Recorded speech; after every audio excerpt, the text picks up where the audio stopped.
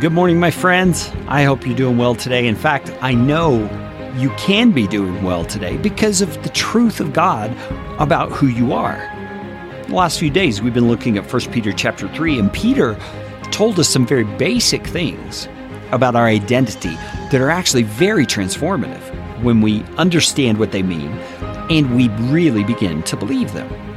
You see, in chapter 1, verse 3 of 1 Peter, we're told that God has caused us to be born again. So we have a new identity, a new beginning as a spiritual being, and we're born into a living hope through the resurrection of Jesus Christ from the dead. You see, Jesus' resurrection did more than bring him back to life. It brought us back to spiritual life, back into a relationship with our Father, into a place where we can now live according to his will with the power of his Son living in us. And in verse 4, Peter goes on and he tells us more about what has been done for us through Jesus' resurrection. It says we are born again into an inheritance that is imperishable, undefiled, and unfading, kept in heaven for us. So we can pause there for a moment and think about that. We all know what an inheritance is. I received an inheritance just a little while back from a dear cousin who passed away, and she was an only child.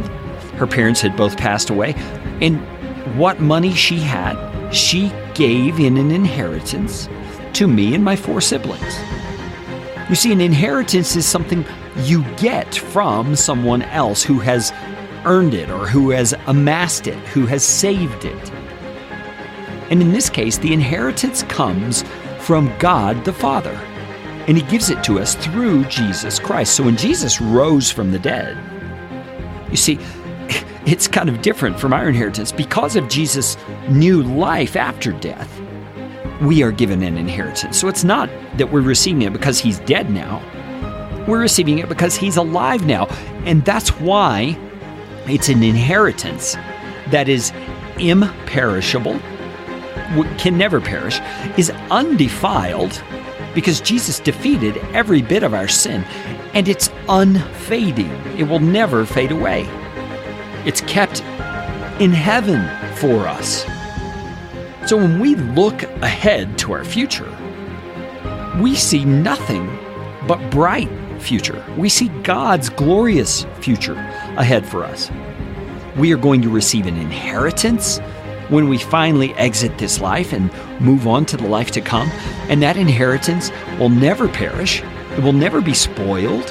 It will never fade. And it is being kept for us right now. But Peter's great news goes on. He says, he's talking to us. We are who by God's power are being guarded through faith for a salvation ready to be revealed in the last time. You see, we say when we were born again, we say we got saved. Saved from what? Well, saved from our sinful bent and the consequences of our sin. Saved from the wrathful judgment of God against our sin. You know, those are very practical things we can see that we were saved from. But he's saying here, there's a salvation ready to be revealed in the last time. So that means there is still more to our salvation that's to come.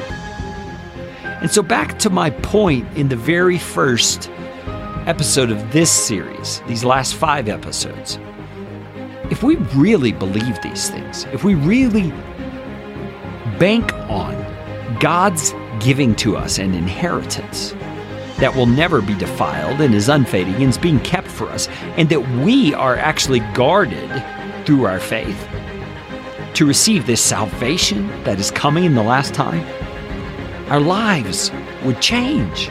We would stop being fearful, anxious, doubting people, and we'd be living with more confidence than anybody on the planet. So spend some time today pondering these things and preparing yourself to live a day as a confident son or daughter of the King of Kings. Let's talk again tomorrow.